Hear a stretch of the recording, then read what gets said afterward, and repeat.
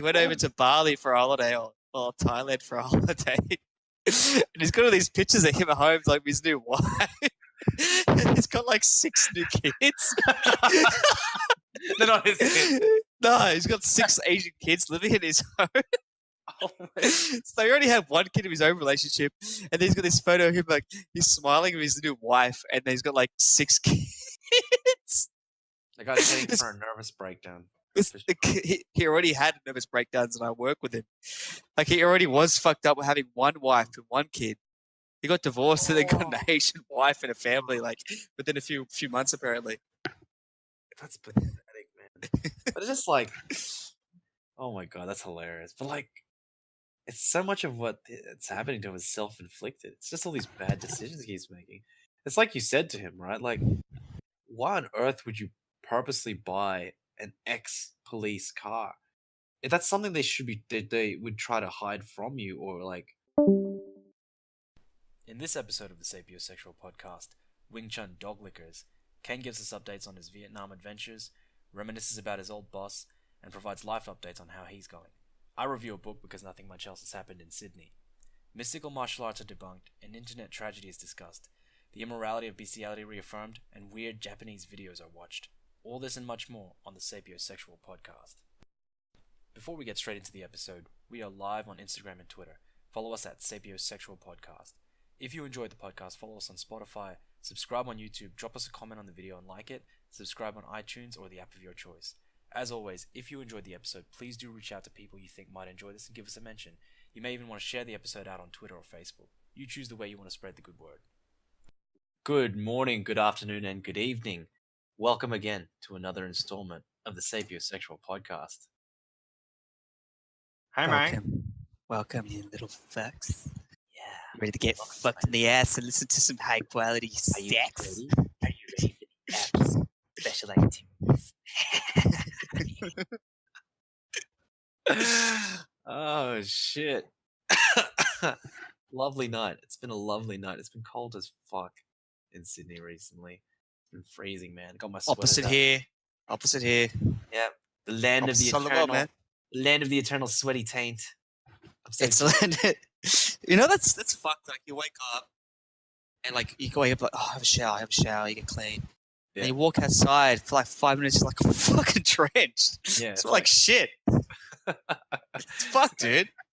I'm like covered in sweat and shit. Oh, and I smell like rotten fruits. Oh, nice. I like the funk. Yeah. Funky durian smell. Oh, bro, that's the worst smell ever, man. I can't stand that shit. You been having much fruits over there? It's like so cheap, isn't it? Yeah, I usually get like a kilo of avocado. I can get 2-3 kilos of avocado a week. I eat them. Yeah. And it costs me $2 or something. And then get some bananas, some fruit, some jackfruit maybe.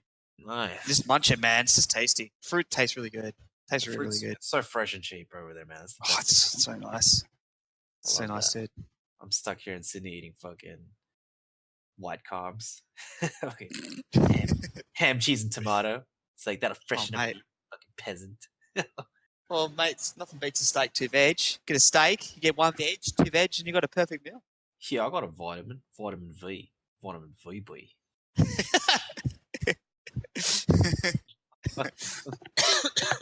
Excuse me. Oh man, so what's been happening lately, man? Any travel stories? Travel stories. Well, there was an update from Australia Oh yeah. here in the land of the rising noodle. Mhm. And land of the rising furs. Nice. is- Burgers. I used to have a boss. It's a white man, okay? Yeah. Because it's a white patriarchal society and men run it. So I had a white boss. And Don't cry me, don't. when I first worked in youth work, Yeah. and he's like, so like I used to work with some very full-on kids that took drugs and it was crazy shit. But my first boss was like this fat, bumbling guy that grew up in Cabramatta. He's a white Oh, guy. yeah?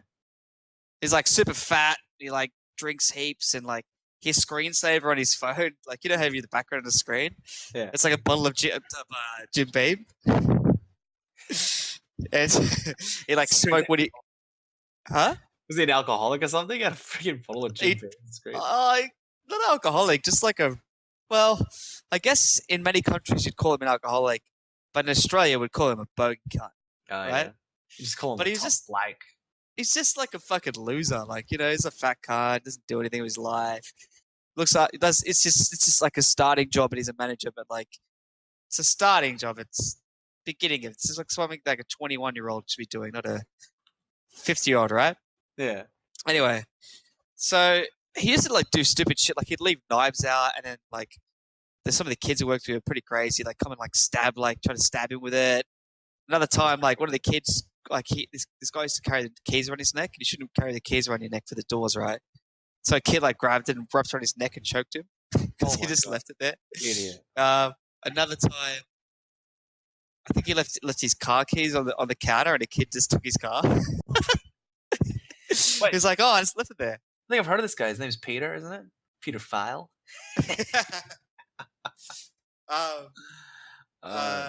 Anyway, he's like this like bumbling loser, right? The reason why I'm thinking about him lately is because he's been traveling around Asia. Apparently, went to Bali or Thailand for a holiday. I don't know. No. Yeah. Anyway, this guy's like I have to continue this story's bullshit, right? So this one time, like I turn up, he's like, "Hey, Kain, oh man, life's really hard at the moment. Things are be difficult." I'm like, "Oh man, it's like sounds like it's really bad, man." He's like, "Yeah, like, like I'm problems with my wife. Like this, you don't need to overshare it. Fuck, man, I don't need to know about your shitty life, right?" Oh, he's like, "Yeah, anyway, so can you borrow like let me $20 for durries?" I'm like, it's like my boss and stuff. All right, let me $20. Give it back to me.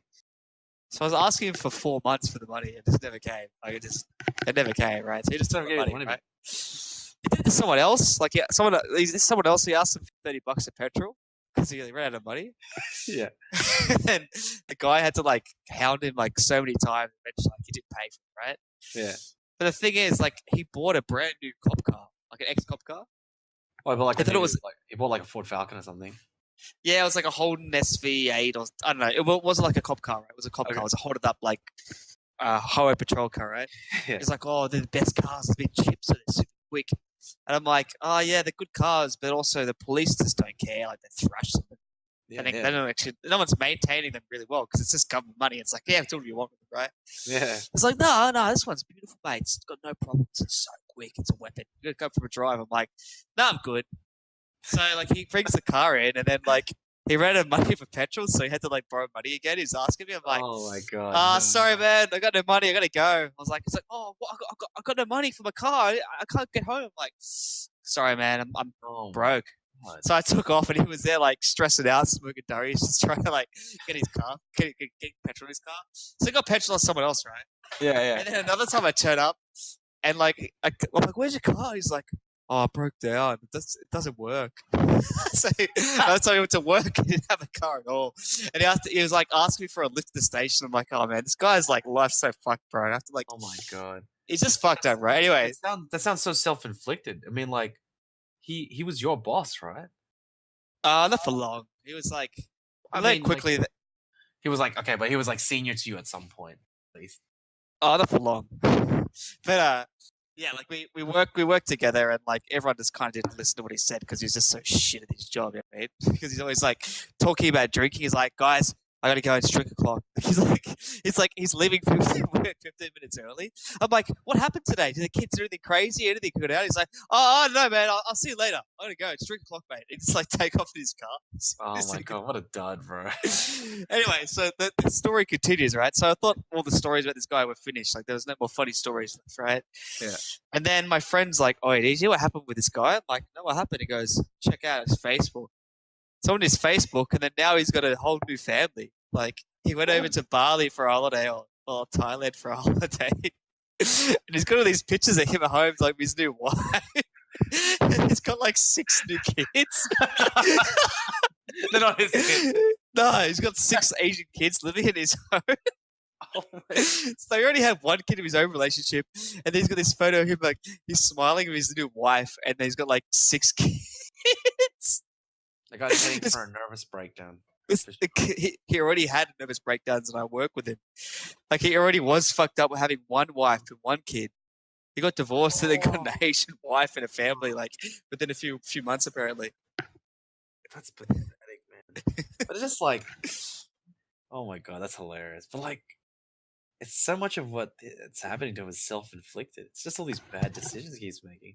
It's like you said to him, right? Like, why on earth would you purposely buy an ex-police car?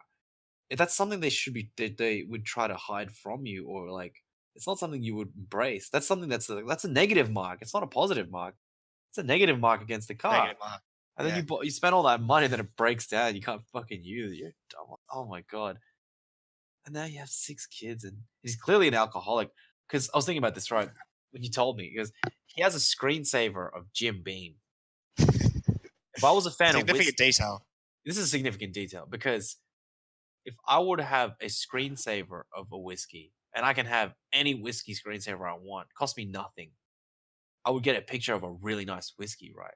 The fact that what he wants to look at is the cheap shit, Jim Beam White, tells me that he just loves pumping it by the volume. He does. This is a volume issue here, right? Because like if I wanted a whiskey screenshot, just get some real Japanese thing. Check out that whiskey. Yeah. Well, it's still bad, but like. Here's another story, right? So, like, so these new kids came from the coast, like 13, 12 years old, like, and they're like little tough cunts. They're like surfies. I thought they were mad or whatever. But you just give them shit. You're like, listen, man, like, you're not carrying on with me. Like, you're like, you just be like, be authoritative with them. They kind of like respect you, right? Mm. Anyway. So he went, took him to the shops, and the kids are like, "Buy us Oreos, you fucking fat cunt!" Like yelling at him, "Buy us Oreos, you fucking fat cunt! We want to be the shopping. Fuck you, you fat cunt!" Like they're going off at him, right? Oh my god! And he was like stressing out with them, right? Stressing out, and and then like they were chasing him. Like I wasn't there, someone told me, right? They were chasing after him because he like kind of like ran away from him. He's like, "No, I'm not doing this. No, I'm out. He was like having a nervous breakdown, right? I'm out. So he leaves the shopping center and he's walking out of the shopping center, and the kids are going, "He's a pedophile! This guy's a pedophile! He touched my dick! This guy's a pedophile!" Like he was walking around, like running around, looking around, like nervously, and all these people were like, "What the fuck? Are you a pedophile?" And he had to fucking run away because all these people were gonna bash him. Oh my god! They're all like joining in, like what? Oh, the kid's like, "You're a fucking pedophile, you fat cunt!" It just reminds me that when you're watching stuff like any sort of comedy movie, you realize that that turn of events in real life is someone else's having a hard time, because his story sounds like a comedy because all the shit the kids happening to him. That's fucking hilarious, man. But living that experience would be terrible. Yeah, man. Oh god, what a loser. So what about you, man? You been doing anything cool lately? No, nothing much, man. Just busy with work, the same old. Yeah, sitting up that chick. Should be alright. Things are going well that way. Maybe Nice. maybe there's not as much to say nowadays because things are just going so smoothly. Yeah. Any quick books or anything you want to talk about that you've been interested in lately? Well, I did finish reading a book recently. It was called Hotel on the Corner of Bitter and Sweet. And some might criticize the book for being very melodramatic, but I think it's very good kind of melodramatic. It's just a book about like a young Chinese guy. He lived in Seattle in like 1942, and it's a bit of a love story. He becomes friends with this girl, but it turns out she's like second generation Japanese American, and it's during the time in history when the Americans interned everybody who was of Japanese descent. Doesn't matter if you were third, first, second generation. They just put them all in prison camps, and all their businesses got fucked up. They lost all their jobs. Like there were like banks that were run by Japanese people that just got seized by the government. They just lost all their funds and everything. And it's just a story about like the life that they were hoping they could have lived together, which never turned out because of the events. A lot of events that were just completely beyond their control, no matter how much they'd struggled. Just things outside their control. And so it's a bit of a book about what happens. Like the course of a man's life, you live your life, and these things happen, and how you should approach that. I think the best line in it was about how I hope you won't focus on the past and how things should have been, only what was and what could be in the future. And that was a really cool, just to sum up of sort of the theme of that book. And Yeah, so I haven't spoiled anything for anyone. Yeah, I highly recommend it. It was a really good book. I read an EPUB version. But I'm sure you can find it in stores. It's fairly recent. It was like published a couple of Yeah, don't bother paying. Just download it. Yeah, you could just. I was kind of subtly hinting on that. Yeah, I got a digital version. Clearly, I bought it from some store. Yeah, nah, fuck it. It's like www.thepiratebay.org. You can find any book you want in the world for free. Any book you want. No, like it's a good book. It's a good book. I highly recommend that. Good piece of melodrama. Like I was like reading that. I was just reading that in the morning. Like I finished it one morning on the train to Yeah. work, and it made me Yeah. feel pretty melancholic. It was like that. Like what could be, And then like I was walking up the stairs, like it was like platform 23. It was when I'm switching from Central to the Mascot line to get to near where I work. Yeah. And I'm running up the train. It's like the chick in front of me, and like I missed my train because she kind of hesitated as the door was closed. I was like, we could have easily fucking get it, and then could have easily fucking gotten on there. And like I bumped into her, and then I was like, oh sorry. She turned around. She's like, sorry. She's like smiling. I was like, this really pretty fucking beautiful girl right in front of me. And I just like read this book about like, it's all about fate and tragedy and all sorts of romance. And I'm like, gives me all these weird ideas. And then I was thinking, I got good things going on. Best not be too greedy. Yeah. Oh gee. That's a good. It sounds like a really good book. I'm interested because, yeah, like you said, it's all these people that were the Japanese people, right? That were treated as third-class citizens, really, and how that's changed over time, And I think part of that reasoning might have been just based on what they look like, because there are other people that were refugees from other countries. You know what I mean? That post-war, so it is a bit of a racial element. Also, xenophobic because you just don't know what they're like or anything about their culture. You just go, these guys with like their slatted eyes and like a different color of skin, and they were trying to kill us all, and they're evil. That's not true though. That's why like getting that perspective is so interesting. It's like, oh wow, this is actually what life was like 50, 60 years ago. Yeah, it's really cool. Yeah, no, exactly. Yeah, and I do like. I mean, I do have probably have a bit of a soft spot for books that are historical fiction in a way, or just sort of transplant you back into a certain point in time. I think somehow that really teases the imagination for me a little bit. Yeah, me too. I really enjoy it. I love history. Yeah, I just love that. I love it when in some ways it's sort of a fictional story, but set in a time and place that was real, against the backdrop of events that were really real, and that really makes me think, oh man, like it just gets me. Yeah. And the more vividly I can imagine something, the message of the affect me. Yeah, it's really good. It's a good one. Yeah, I've been reading a lot actually lately. I've probably read like 5 books a month. Damn, that's a lot of reading. I got to catch up to your level. Yeah, man. I'm stooping behind. Straight into my anus, all these words. And then he went on the train, tear ran down his face in his ass. You like word salads? How about a word toss salad? Toss that one up. Yeah. That's the thing. That's a vocabulary you have there, sir. That's a mighty fine vocabulary you've got there. Might as well toss that one down.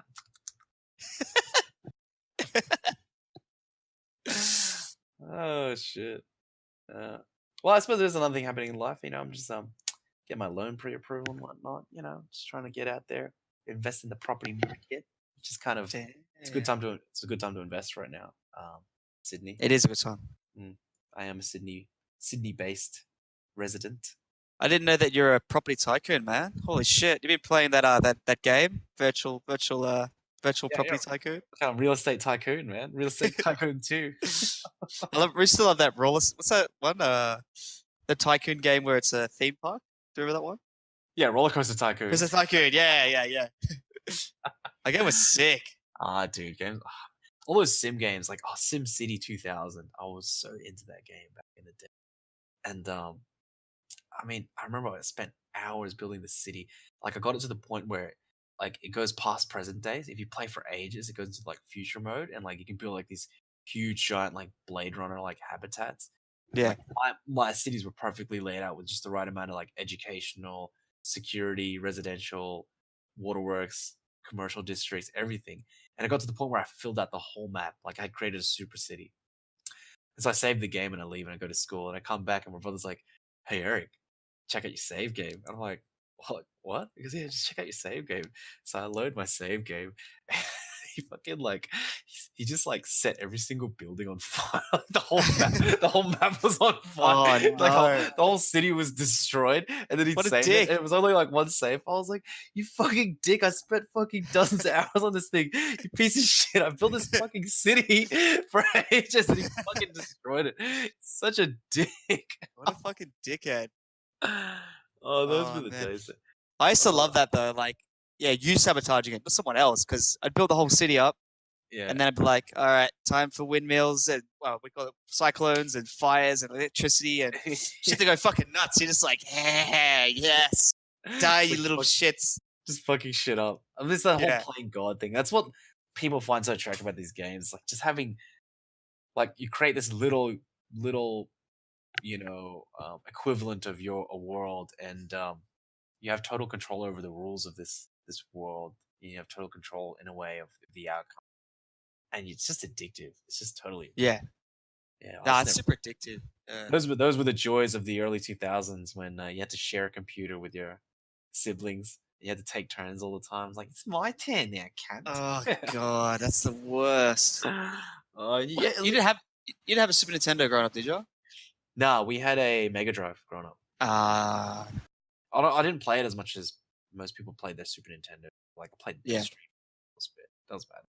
Yeah, the Yeah. Mega Drive era for me wasn't dominated by playing a lot. Did you have Mortal Kombat? No, I only had Street Fighter 2 Turbo. Oh man, gotta pop that Mortal Kombat, man. That was the game back then. But I love. Not saying that. Sorry, Street Fighter was still king. Oh yeah, Street Fighter. Mortal Kombat was that naughty game that you're not allowed to play. It's like Yeah. make sure your parents aren't watching you. You like ripping someone's head off. And shit. Well, you know what I had for N64 though? Killer Instinct Gold. Now that game. Oh, I missed out on that one, man. I never bought that game. I had 64 though.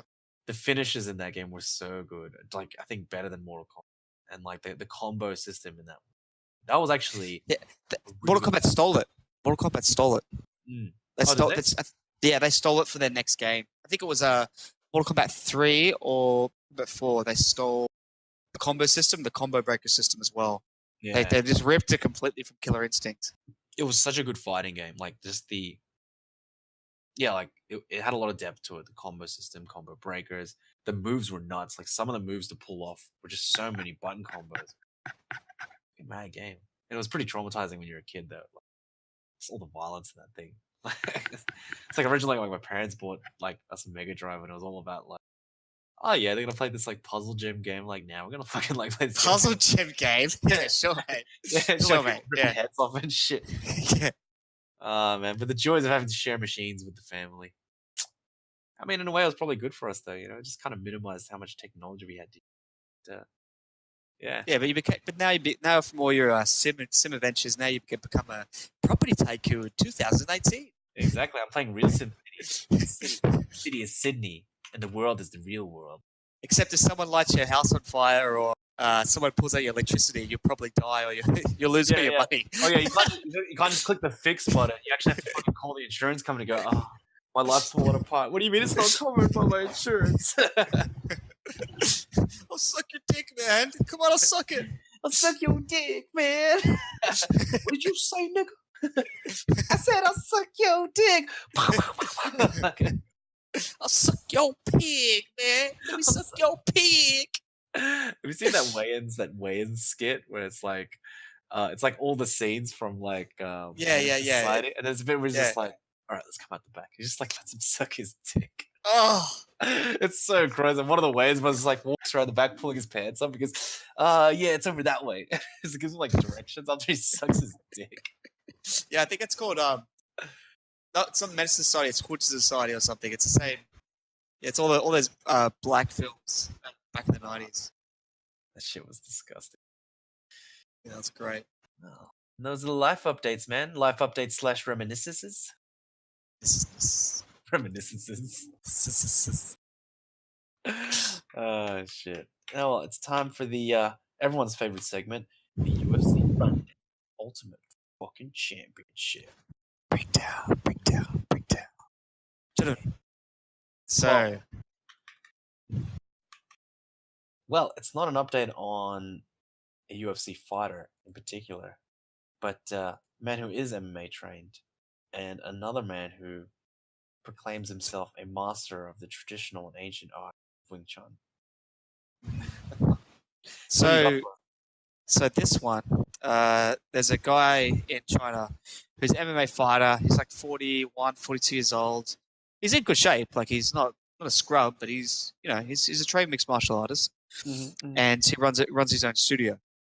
So for a promotion, I guess for himself, but also because he doesn't particularly like traditional martial arts. You know, if someone knows about or trains mixed martial arts or modern martial arts, he's going to look and go, you know what, I don't like how these martial arts are still touted as being excellent.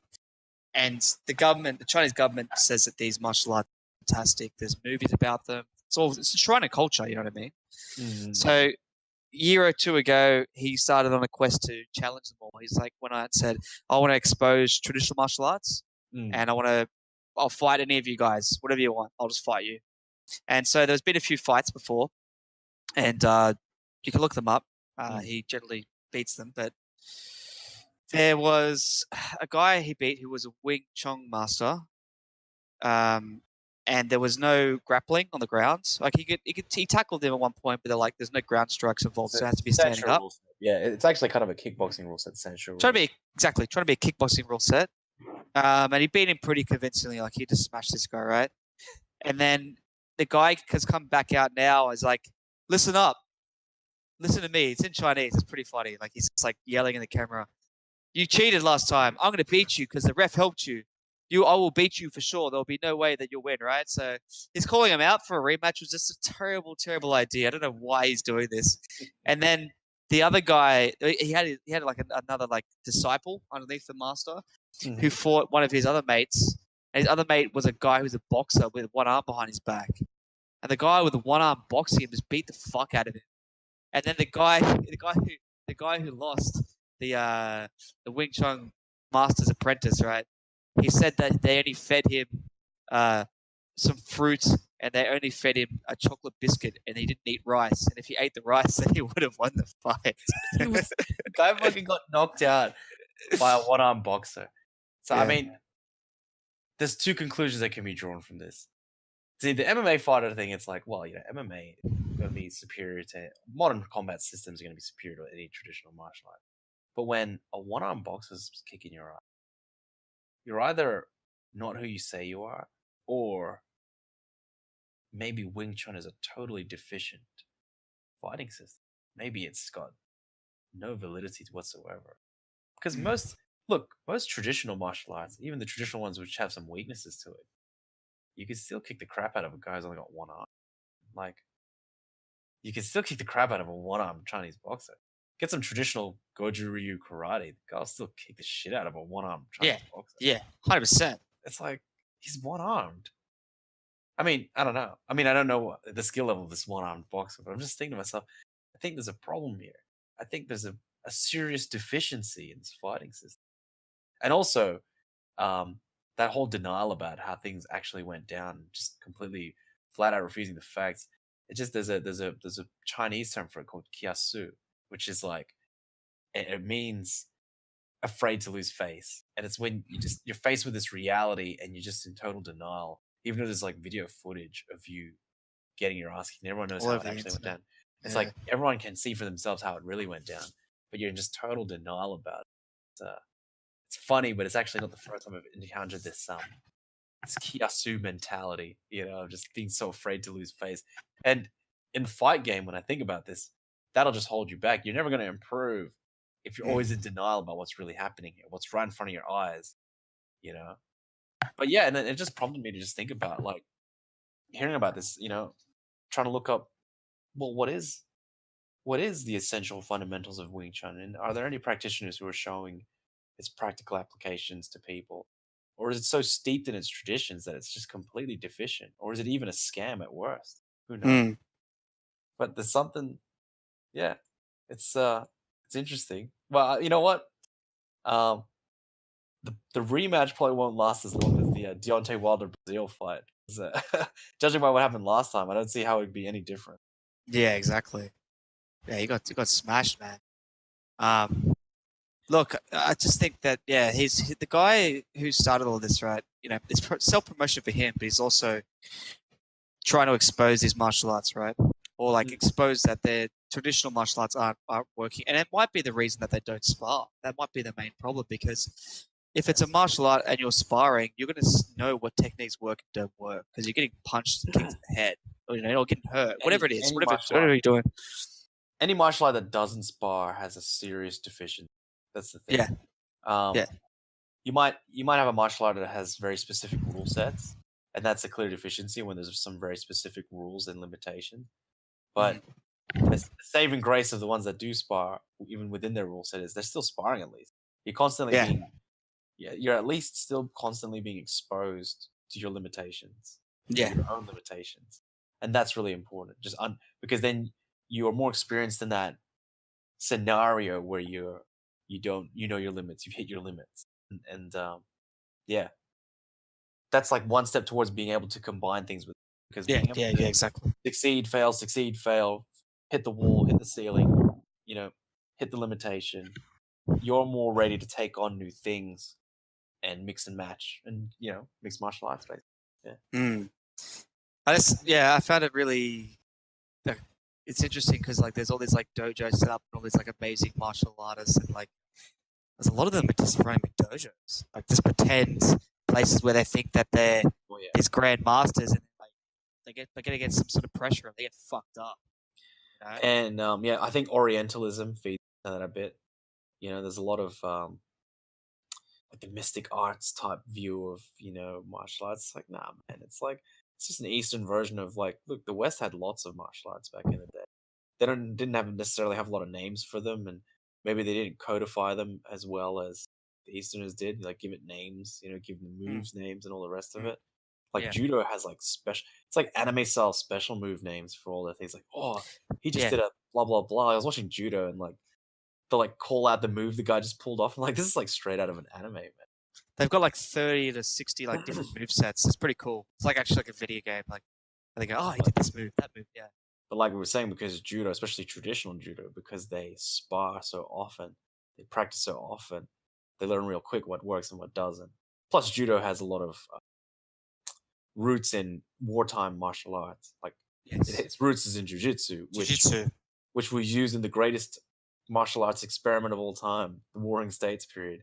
You can almost imagine the Warring States period was a time when, like, a melting pot of constantly finding out what doesn't kill people. Like, it's kind of it's like, if I just like kind of do a choke move here and like put my knife here up in your armpit and then you just die. It's like, Japanese jiu-jitsu, perfect. Like, I'd love to see that play out. I wish we could have seen the knives and the throwing and the cutting. I always wish like we could create like a time machine where you can just like look back in the past and just observe an actual like samurai duel. I would love to just see that, like a full-on jiu-jitsu throw and then knife finishing move, and you'd be like, oh my god, for the neck. Yeah, that'd be so fucked up. Yeah, that'd be sick, dude. There's also recently there was a keto guy. He was on YouTube. He's like this fat guy with long hair, kind of like weeaboo sort of dude. He was like talking about how great keto is. It's like, you guys don't understand. Keto is the most effective martial art. It'll beat any style. And that's how he talks. Like, it'll beat anything. And it'll beat any style. And so he went into like an MMA gym and he tried to challenge the guy that runs it. The guy's like, oh, like maybe you should get someone that's like a bit more like your size, like, or a bit smaller, or not as trained. He's like, no, I'm just going to fight. And so he got his wife to come and record it. And this guy making out like he's the best, like, sick cunt at it, right? He just gets punched in the face. He's just like, oh, stop. Oh. And then, like, he's there, and he's like, they go again. Like, he said stop, even after, like, it hadn't finished. And then the guy, like, he goes, all right, you ready? He goes, this time I'm not going to, like, do striking. He's like, no, that's fine. You do what you want. He goes, okay. He just picks him up, double legs him, and just slams him into the floor. The guy's like, oh, stop. Anyway, the guy later on is, like, saying, well, the punch, like, I didn't even punch before, so the punch, like, cussed me a bit. And then when I was concussed, I wasn't ready for the takedown. It's like, come on, bro. You just got fucking, like, manhandled. The guy was actually, he was very, like, respectful and, like, I'm gonna apply so much force to you like I'm not gonna like just beat you up. That would be. And like the other thing as well, like some guys coming into your gym and going, "Hey, I'm gonna fucking fight you, and I'm gonna beat you." This is why my martial art's better. Like you're going to someone's house, and the guy was like nice enough not to like punish him. He just like, okay, he punched him once and just tackled him onto a mat. That's it. Pretty lucky. It could have been a lot worse.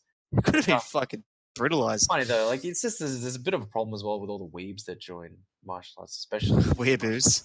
Yeah, they're just like nerds, man. Like that's the problem as well. There's a lot of nerds that show up and they want to feel like this is some cool thing that they're doing, and it's like in some ways it is cool. It's traditional. It's it's got its own cultural importance, but then they start to overestimate their capabilities, and that's when you get yourself in a lot of trouble. It just reminds me of karate in the '80s was that kind of thing. '80s, '90s, everyone was doing karate, and there was so many shit dojos, so many shit gyms out there. Dojos. Yeah, you're really not learning anything, and a lot of people can get hurt from that. When their ego goes way beyond their actual capability, and it's like you get your ass kicked real bad here, man. So this guy, I guess he's on a quest, like regardless of the public opinion, because like it makes these traditional martial arts bad, and there is a lot of benefits to martial arts. Some that might be as effective still, like they still have things in the way, and also a lifestyle, discipline, a lot of good things, right? But a guy I generally believe isn't about embarrassing China. It's more that he wants just this style to like go, hey guys, we've got to like use what works here. But it's also kind of going against the culture and history of China. Yeah, I suppose he doesn't. I mean, I'm sure he's not against China because he's a Chinese guy. But yeah, it's just about exposing some of the deficiency, especially if people aren't aware that there's a deficiency in traditional martial arts versus modern combat systems. Yeah. Although I would like to think that most of China is pretty well aware of that, given that they have really big Sanshou style, it's like kickboxing style tournaments, and that's where people who do practice the less, like I don't know about, I've only recently read that Wing Chun is like one of the most transparent martial arts on earth, but not all Kung Fu is that transparent. A lot of them participate in these Sanshou tournaments where it's just like kickboxing basically, and that's where you get to sort of learn really quickly what is and isn't working. I would like to think that people know enough about it, but fair enough. There's probably a lot of people who don't actually. There's a lot of people who haven't been exposed to it. And maybe they actually really need to see this. They need to see that this is a modern combat system, and this is a really old-fashioned one, and maybe it was never even that good in the first place. That's a big problem. Maybe it was never like time. But think about it, right? Like imagine you got a fighting system that's like 2,000 years old, and you got a fighting system that's like 50 years old, 100, 200 years. You know what I mean? It's been refined and picked all the like best parts of it put together. But you make this hybrid crazy thing that can like do anything. Well, I'm finding myself questioning whether it was ever good. See, the difference is with jiu-jitsu is that this shit worked, man. Like, it was designed for a very specific kind of fighting. Though it was close range with a short sword or a dagger, armored warriors fighting. That's what jiu-jitsu was originally for. Armored fight. But it worked. This was tested for like a century of like Japanese samurai fighting each other during the Warring States period. This was battle-tested shit, Whereas I don't know if Wing Chun has ever had that legacy. I don't think it ever really has. I'm not sure it ever has, actually. Even karate can lay some claim to a legacy of this was born out of some necessity, because karate came from Okinawa. It does lend some of its heritage. It does owe some of its heritage to Kung Fu. But, there's a long history of them fighting when they were, because Okinawa wasn't always part of Japan. They were taken over by samurai war. So there was once a time when these two styles had clashed with each other. Karate was based around how do you fight. There's used to be a lot of weapons in a lot of karate styles as well. It's all about using like staves and scythes and ways to stab people and shit. Like it was all about peasant weapons. It's like because those peasant weapons they could use like when they're working, like they use them as weapons.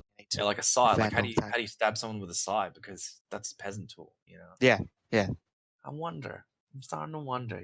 Like maybe there is absolutely no redeeming quality to it. Maybe there's still the discipline and the training That's what I'm saying. That's what I'm saying. Like there's still an element of why we're good. And I'm sure there's some little techniques that are effective.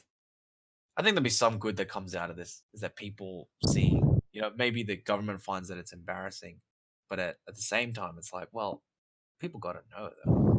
People got to know that there's a better way of doing things. Like for example, what What would they teach to their military, the People's Liberation Army? Do you think they're going to teach them something that gets embarrassed by MMA all the time? I'm sure they're going to. The military martial arts they train in is a lot more modernized, like completely modernized. They wouldn't bother with super traditional stuff. They use modern things. It's like modern, Yeah. or at least something that works. You know, like for example, I mean, Kali or our niece, not all of it works, but police officers often train in it because it makes you good with put a stick in it. So Kali and Arnis, there's a lot of things in it that people think is bullshit, especially all the knife fighting, because knife fighting is super dangerous. There's no way you can really control that situation, and so maybe you'll just get killed if you try and shit off.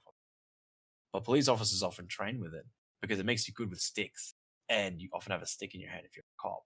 So they do train in that, and if any police force or military uses it, that's when it's become like, well, this gets tested in the most dangerous environment in life, on the street against criminals. You would like to think that people don't get trained in, like McDojo style bullshit. But they do. Situation. That's the problem, though. That's the problem. Do. Yeah. Some places do. Yeah, it still can happen, but yeah,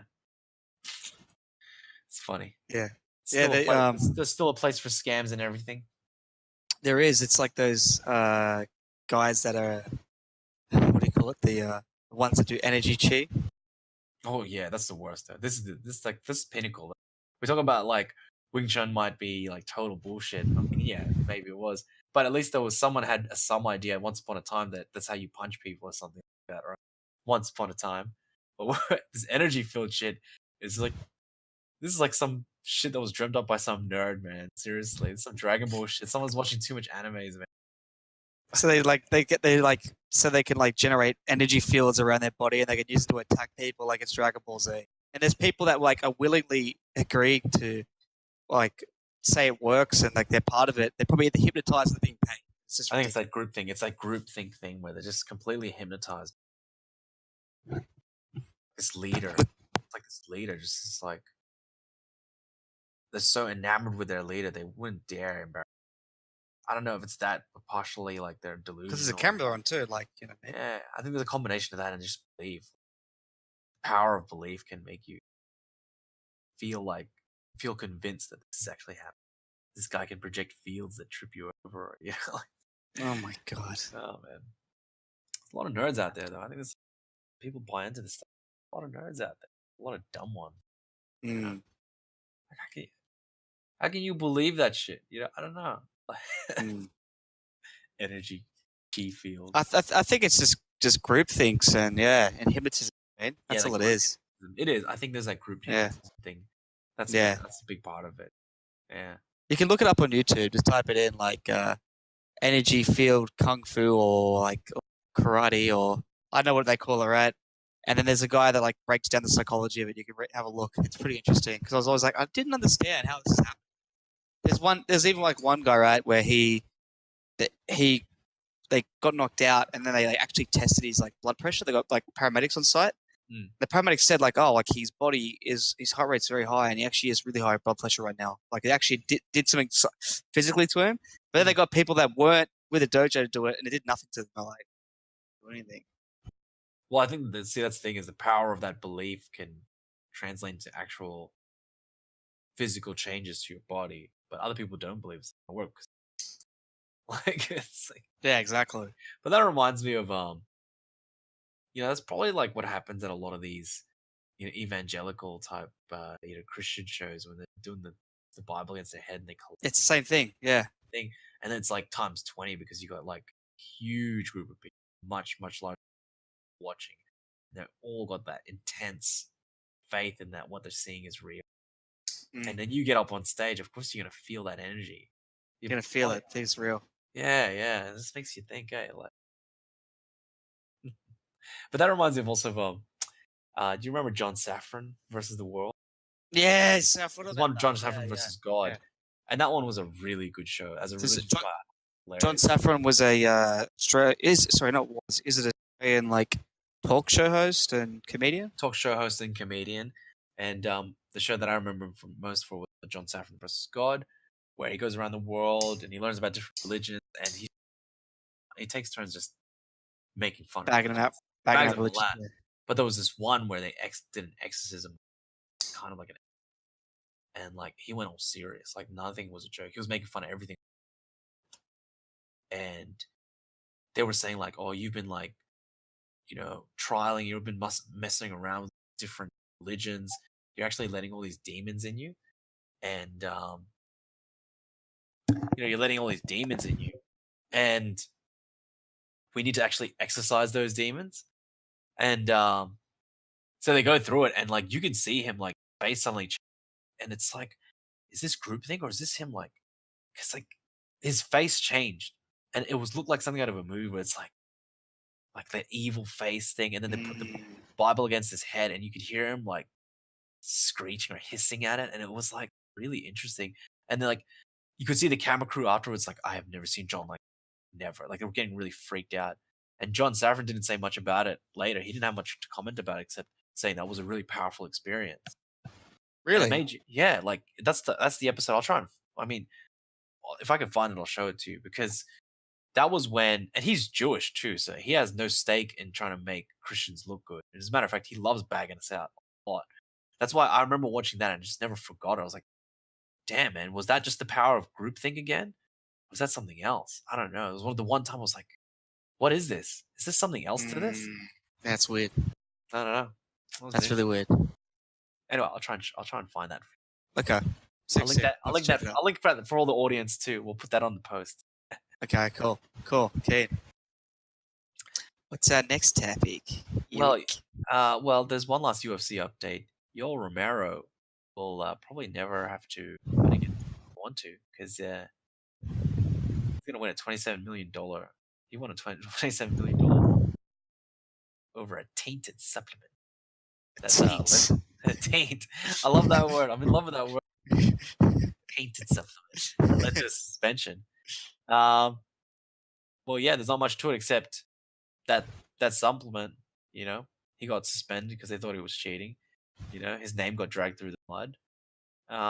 And now he won $27 million. Now he's a fucking million. That's a lot more money he gets paid to fight in the fucking UFC. They're underpaying everybody.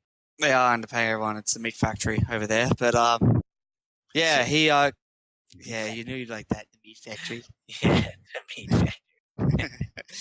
factory. Since like 2 years ago, he got a tainted supplement. He was supposed to fight Michael Bisping for the middleweight title. So he was supposed to get a shot of it way earlier, and then he tested positive for a tainted supplement. It was like testosterone or something like that. And then they proved scientifically that in the vat, when they make the supplement, right? Yeah. Sometimes they make other things first. So they might make testosterone first in the vat, and then they'll clean it out. But they usually do a good job, and they'll make like protein powder or something. Sometimes they do it on purpose to kind of like boost it up. Other times it's just like a mistake. Do you know what I mean? Yeah, it's like it's a laced powder. Laced powder, right? Yeah. So they proved that it was from there. Exact same substance, exact same batch. So they got a supplement bottle, same one, same date, same time, and then compared them and said, yeah, this is actually in there. It's proven. And so they sued them, and then they got fucking $27 million, man. Holy shit. That's huge for him, man. That's crazy. That's rest of your life money, especially where he lives. Where does he live again, Romero? He's from Cuba, but he lives in Florida. But he's like poor, very poor beginnings, like very poor country, poor people. Well, in the wise words of Tyrese Gibson, we ain't hungry no more.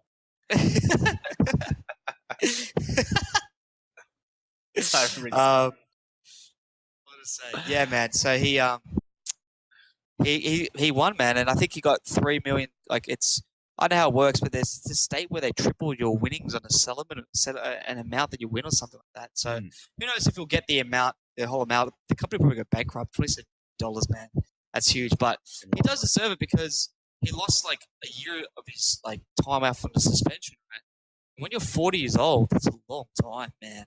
Like in the fight, year of his prime, and in a professional fighter's career, the time in which they can do this is really limited. So yeah, it's totally deserved. Like the way they've sort of factored that in. You take.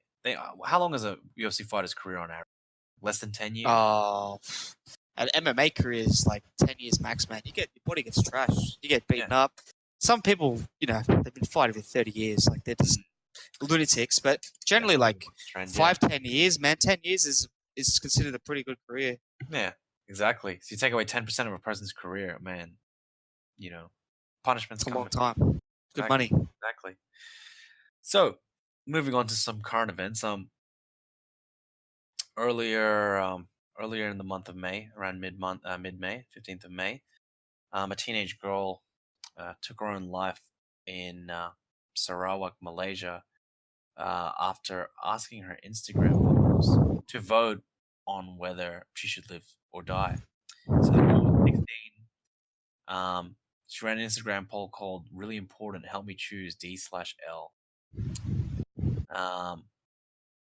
So apparently she killed herself after 69% of followers voted to choose death. I think that is just... Yeah, I should laugh. It's kind of funny. Yeah, I know, but it's like, hey guys, should I die? Vote now. And the people are like, yeah, you should die. Your parent friends are like, yeah, you should die. But they think like from a kid's perspective, little kids will be like, oh, I sure do it. It's just like, it's like, okay, you die, whatever. Like, And look, she was 16. She actually killed herself. Young teens at that age are especially cruel.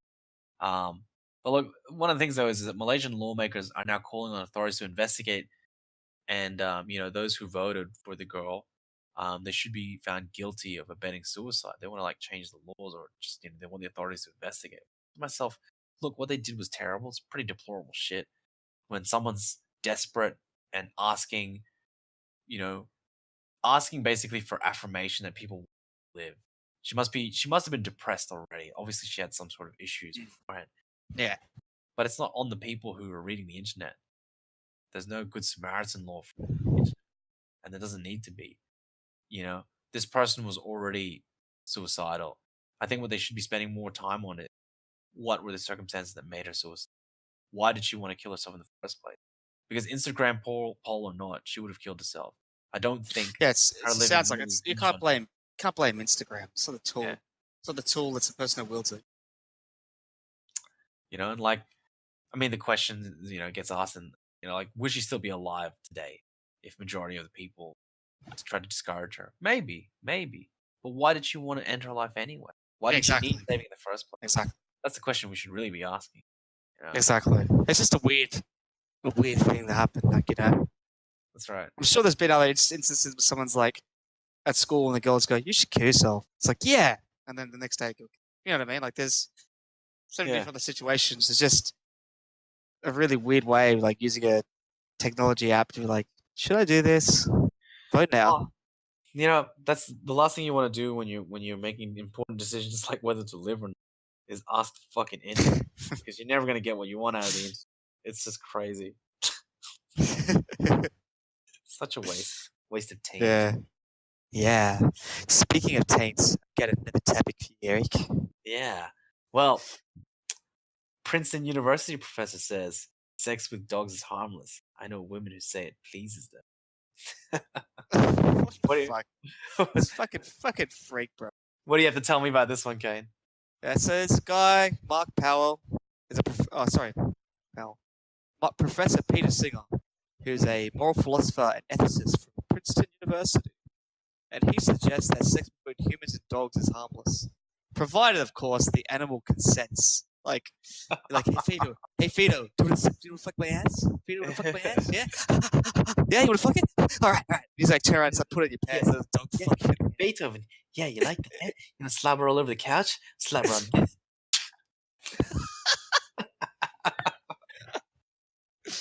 Yeah, like, what the fuck, man? This guy's arguing is like, well, I suppose that women want to have sex with a dog, and the dog obliged.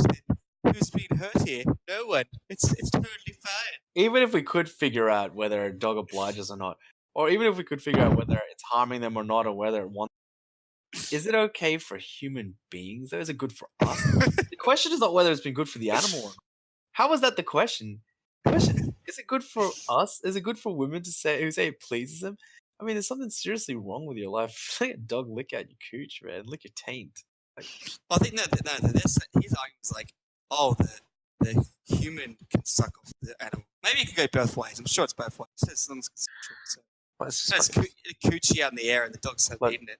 Something that's clearly happened wrong to your life if you're doing this thing, and it's just making things worse for you if you just do an animal. Like, there's a reason it's illegal, everyone.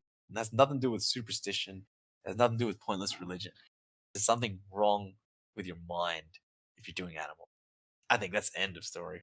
I mean, that's well. I mean, a woman has oral sex by a dog that's being licked out. Dog. I mean, oh. And you know what? It was hosted on ABC's Q&A. Like, do you reckon she put peanut butter there first? Yeah, it's peanut butter cooch special. Remember the old peanut butter trick? Yeah. Well, who doesn't love the taste of peanut butter plus coins? Plus coins. Salty coins in a jar. Yeah, just wet coins with a little bit of funk on it. And peanut butter. Oh. Sorry, was that too graphic about how it tastes? That's probably how it is going to taste. And you got Fida going, but it's just a fucking stupid animal. It's just like, yeah, alright, I'll just do this. Yeah, I'll just lick that. What the fuck's going on? I don't even think it even knows what it's licking, you know? Like, oh. Reminds me of this video I saw, because I'm on some depraved, I have some depraved friends that send me stuff on the internet. And it's a video, I've shared it to you. It's a video of these Japanese chicks. They're going, like they're like in a porno, right? There's two dogs there, like waving your tongue. And then the girl goes up to the dog and pulls up its tail, just starts eating its ass. Oh. Just like, yeah. And then, like, one of the chicks is just like really into it. It's like, oh yeah, it's like it. And then like the dogs just like turning around, like, it's like enjoying it, right? And then the other chick does the other dog. It's like, look at his butthole. And then the chick's just like, oh, like just begrudgingly going, oh, this is so disgusting. Why am I doing this? Yeah. Oh man, you just think like how low has your life gone? Like, how did things get so bad? You know, when you think about how did things get that bad that you? They're the ones that need to be on Instagram going, should I live or die? Like, they should be posting that. Yeah. I think right. I think it'd be like if it's a legitimately, it's a legit question to ask when your life has gone to the point where no matter how much they're paying you, I don't know how much money you possibly be getting paid, you just licked out, you just tossed a dog salad. You just did the dog toss salad. All right, Toto, stay still. all right, Toby. It's time for your rusty trombone. Now get ready. The rusty trombone. Yeah, man. Yeah, go ahead. Oh, they also this professor also said just briefly, he said the issue about children, like they asked him like, oh, so what do you think about children having sex with an adult or something, right? And his view was like, whether it harms them like now or harms them later when they get older, it doesn't matter. He's like, his view is that not that anything is just wrong, full stop. There could be situations where people consent. So well, I don't know how moral ethics, man. Look, I think maybe he was being very academic there. I mean, I'll just give him the benefit. I don't know. Like maybe he wasn't trying to say, because it's not always going to be wrong. Or if you ask whether it hurts them, well, it does. It's been proven that there's long-term damage.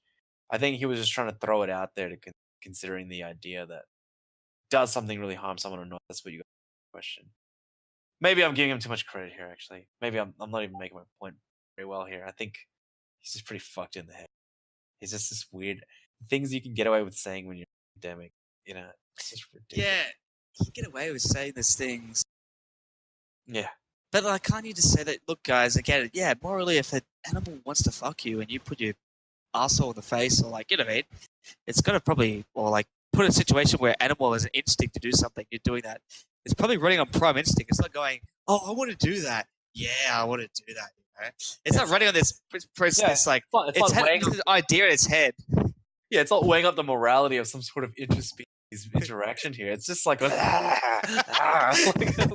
say dogs, they sniff anything and eat anything and piss wherever the fuck they want. They're not like this higher order system of logic. Oh man, have you seen that? You saw that video of that pug eating out an ass and then vomiting? It's like it's eating out another dog's ass. It's like it makes this and then it's the most gross sound I've ever heard. I feel like posting it. It's so disgusting, man. The sound makes me somehow I can smell what the dog smelled through the sound it made. It's like, Yeah. you're like, oh, yeah. I love it. Yeah, I don't know if you can. Me too. Some people love them a lot more than that, though. Yeah. I just don't know how you can make the argument like, you go, look, guys, people can do it morally, essentially, but it's still wrong. Okay. Yeah. And look, the whole argument is from the point of whether it harms the animal. But what about what it's doing to you? I think it's harming you. It's not good for you. This should be obvious. Look, some things don't need to be reconsidered, I think. And this is one of those things that doesn't need to be reconsidered. Isn't it how AIDS spread? Some guy fucked a monk in the ass and then Yeah, basically. mother chick in the ass? Yeah, he was like, oh, that's a hard ass chimp. Yeah. Ooh, ooh. Hey, little Miss Chimp. Time to meet the gimp. That's how you got some crazy diseases, man. You got to get AIDS. So That's a pretty risky shit, though, man. Like, yeah. man, a chimp can rip your balls straight off without even thinking. Just like, well, like you know how we pull out a weed? It's just like, oh, it's all gone. See ya. Like, yeah, dude, they could rip your eyes out, man. Rip his dick off. they could. Yeah, Maybe the chimp was into it. Maybe it's consensual, like this guy said. well, it's consensual and no one got hurt, right? Except a lifetime of like generations of yeah. people. Millions of people died. That's all. Yeah, millions of people died. That's probably one flaw. And it's like, I don't know. You never know. There could be like a new disease from dogs if you're interacting with dogs too much that way. I don't know, man. Look, some of these rules existed for a reason. People respected these rules. Maybe you wouldn't even have it today. Well, I'm just glad we've got a bunch of cutting edge professors out there to tell us we should be fucking dogs. Yeah, I know. It's like taxpayer money funding these academics. Their job is meant to be to think of things beyond our understanding for us, and yet we're getting these people just come on and go, yeah, you should just fuck a dog as long as the dog's. No, not really. Like, Did you know that? Did you know that in Canada, consensual sex acts with animals are legal? Really? Yeah, so legally you're allowed to do things with them as long as it doesn't involve penetration. So you can like suck a dog off or like vice versa, but you can't penetrate it. It's legal in Canada. I swear to God. Man, It's progressive, man. Progressive country. that's so progressive. So Trudeau. So Justin. Trudeau approves. Trudeau approves. Trudeau that one. approves. Trudeau approves of peanut butter on my stick.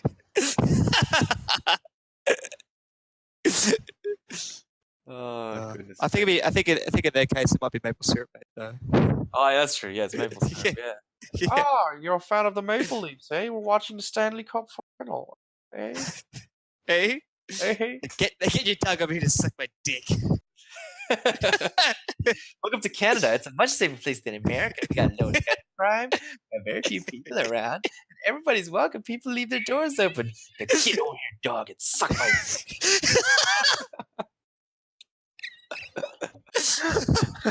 We don't have gun crime. We just sit here and watch hockey and suck my dick, dog. It's a beautiful place. Leave our doors open, and then we leave our backyards open too, so we can watch animals fuck other humans. It's amazing. Did you bring me any peanut butter? Oh goodness. Oh, and that's man, these episodes fly by, man. That's all we got time for. Time flies when you're having fun, Mangs. Thanks for listening, guys. Thanks for listening, guys. Eric signing off. Kain signing off. All right, see you, boys and girls. Hug your dogs, guys. Yeah, hug your dogs platonically. Goodbye. Goodbye.